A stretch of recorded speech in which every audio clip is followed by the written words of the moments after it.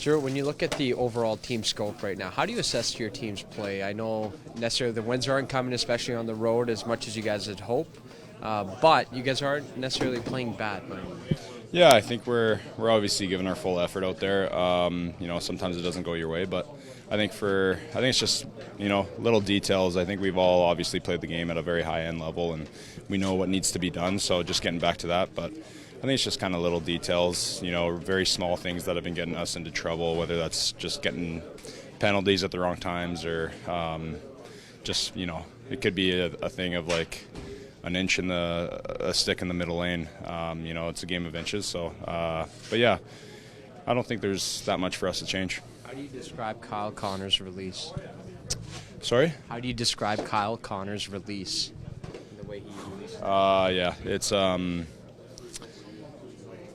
he's an incredible player. He's got, not only does he have a great shot, but he's also got great visionary out there as well.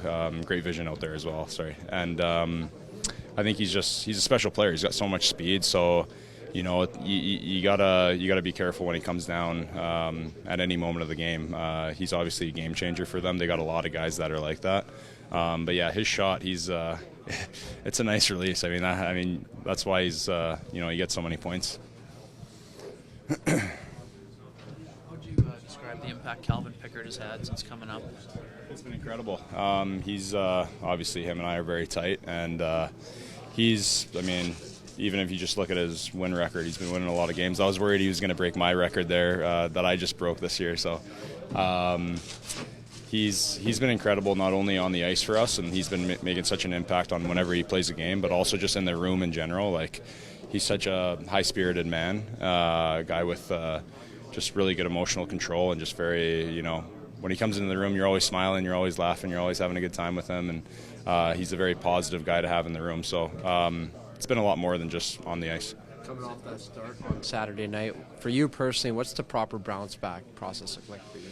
Yeah, I think just getting back in the net and just regrouping, refocusing on my job. I think, again, like, it's a couple small details for me personally that I need to kind of rebound, and I know what I have to do in order to do that. So tonight's a chance for me to just get back in there and see what I can do from here on out. I learned a few lessons against Toronto, and I'm thankful for that.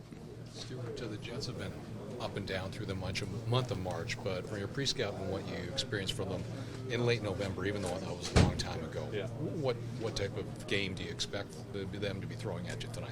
Yeah, every time we play Winnipeg, I feel like it's always a really tight game. It's normally low scoring. It's just like a hard battle between two really good teams that are, trying to fight against each other, because, to be honest, it's playoff games kind of from here on out. So it's really good preparation for us, really good preparation for them as well. So I know that they're going to come out hard. I know that their skills obviously going to do their skill things, and they're going to be, Winnipeg always shows up for these types of games, and especially I know that they got the last two losses, and so have we. So both teams are pretty hungry for a win here.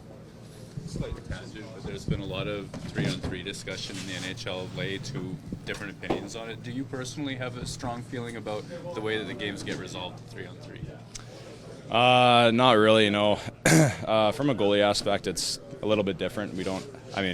At least for myself, I don't really worry too much about the rules of the game or kind of what decisions are going to be made. I know no matter what they do and with their types of decisions, I got the same job and try to get in front of the puck. So whether they change it to 2-on-2 or 1-on-1, it doesn't change anything. And but yeah, it'll be interesting to see what happens. Once upon a time at 3-on-3, teams hadn't realized that they could just back the puck out right away, right? And they would chip pucks in, or possession wasn't everything. I wondered about Edmonton with some of the players that you have. Is there ever a moment at 4-on-4 or even like other forms of even strength where it makes sense to back out and come back in? I think there's some moments. 5-on-5, I think it makes sense only when the time is right, and you see that every once in a blue moon. You don't see it often.